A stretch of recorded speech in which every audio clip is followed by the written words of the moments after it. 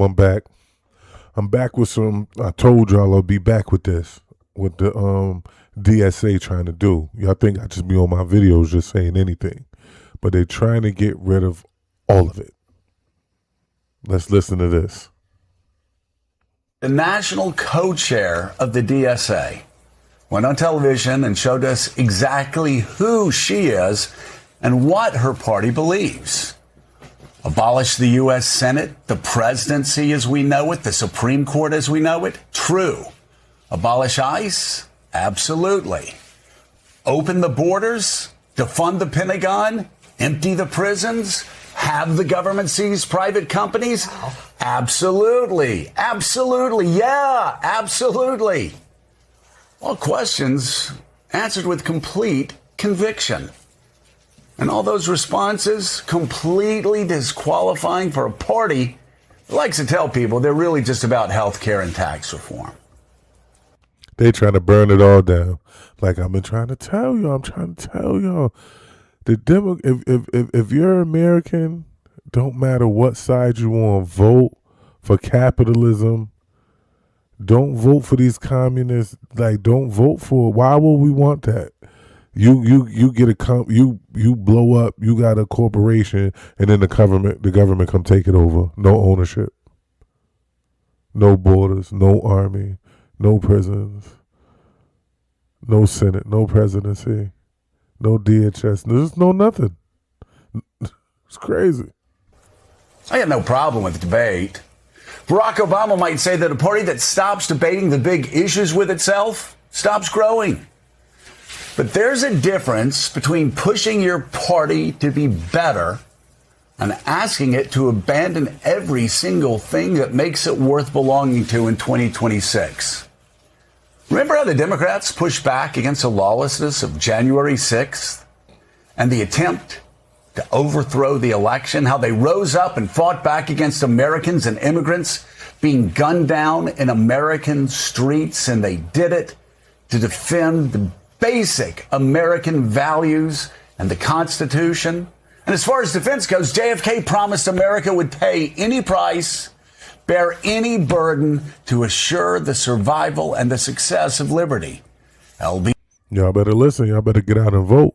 Because if they get rid of the Supreme Court, they get rid of the Pentagon, they get rid of the Senate, we won't have no Constitution. We won't have freedom of speech. We won't have our Second Amendment right. We won't have the 14th Amendment. It will be all over. And black people are with this. Because if you with the Democratic Party, then you with the Democratic Socialists of America. So all the Benzes y'all want to drive, all the houses y'all want to buy, y'all ain't gonna be able to do that no more. Y'all, that's what y'all about to vote in. Y'all about to vote against. So you about to cut your nose to spite your face. Y'all better pay attention. EJ passed the most sweeping civil rights legislation in history. That's a party worth fighting for. Bill Clinton balanced the budget 4 years in a row. Nobody's done that in over 100 years. And Barack Obama, he created the Affordable Care Act and expanded health care. Terrible. Terrible. The Health Act is terrible. I don't even know why he about to say anything. Like, I don't want to hear about the Health Act, and I don't want to hear about Bill Clinton, because Bill Clinton bought the crime bill, crack laws, and the 3 strikes, mass incarceration. I don't want to hear none of that. Coverage to record levels. You know, we added 20 million Americans to the insured rolls. That's why we can't afford it now. Because how can the government pay for 20-something million people health care? That's why it's so expensive now. Because if I was the company, if I'm the healthcare company, and I know the government is just going to give me whatever, then I'm going to charge whatever. Barack Obama just handed over billions of dollars to what, 8 insurance companies? That's corruption to me. Because it was the same healthcare companies that funded his presidential campaign. Look that up. Facts. And Joe Biden fought back against the corrupt anti-democracy force. Joe Biden opened the border and let 20 million people in there and paid for them. I don't want to hear nothing about these dudes. And I don't want to hear nothing about Bush neither. Bush was whack. Yo, both the Bushes was whack. Clinton was whack. Obama was whack. Biden was whack. I'm sorry to say. In my lifetime, my opinion, it's going to be so controversial when I say this. Trump, best president I ever seen in my lifetime. And I like him because nobody likes him. I don't want to get along. I don't want somebody that's going to get along to go along. I don't. I like Trump because the Republican Party don't like him because you can't trust the Republican Party. And I like Trump because the Democrat Party doesn't like him. And you definitely can't trust them neither. You don't see the Republicans doing anything. You got new Republicans that's down. But the old guard, the old Republicans, they sit still, they quiet, they ain't doing nothing. So this is not me just repping one party. Both parties are whack. That's why we're in this situation. Because both parties are whack. Forces that still infect Donald Trump's Republican Party. But being that party defends democracy, also demands condemning a party that calls to abolish the U.S. Senate, the House, the presidency, and the Supreme Court.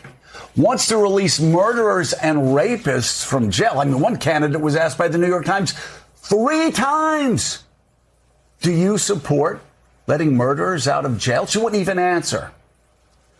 A party that zeroes out spending on defending America's borders, defending America overseas, defending America at home, takes police officers out of our children's schools and off our streets, and erases America's borders? Come on. Democrats have always believed you can love your country while pushing it toward being that more perfect union. And you can do that without wanting to burn it to the ground. If Democrats want to make America more affordable, more fair, and more free, and I think they do, they better speak truth to its most extreme base, or they're going to let a small faction of radicals. It ain't a small fraction.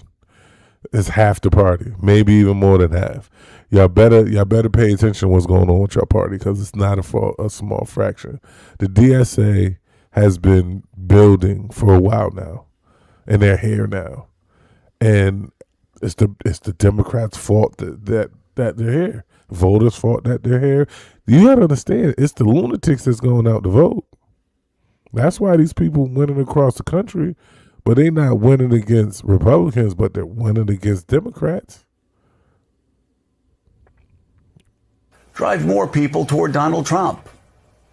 Because Chuck Schumer, Hakeem Jeffries, every other Democrat in Washington, D.C., make no mistake of it.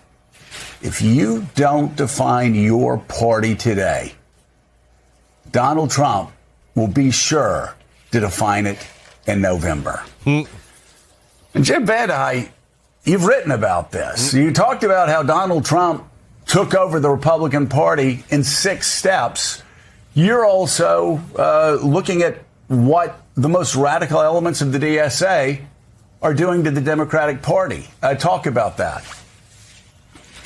Yeah, anyone who thinks that Democrats couldn't eventually nominate a socialist candidate is not paying attention to what's happening inside the Democratic Party. You have a base that is really fed up. They feel like the establishment loses elections and doesn't have a spine. They're looking for something new.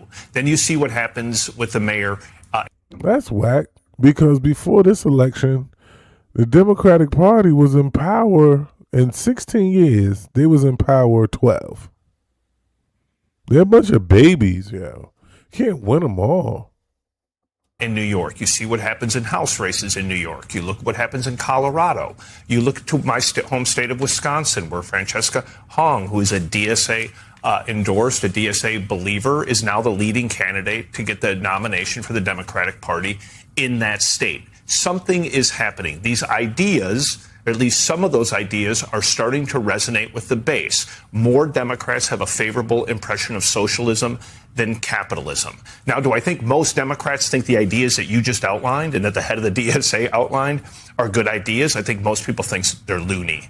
Abolishing the police, setting free prisoners, getting rid of the Senate, it's nonsense. Most people would say that's not good policy. But there's a lot of those policies that do resonate, especially when you can camouflage them as affordability or as kind of our rate.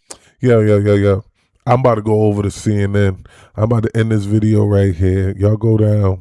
Leave the link in the description. Like, share, subscribe, comment, hit the notification.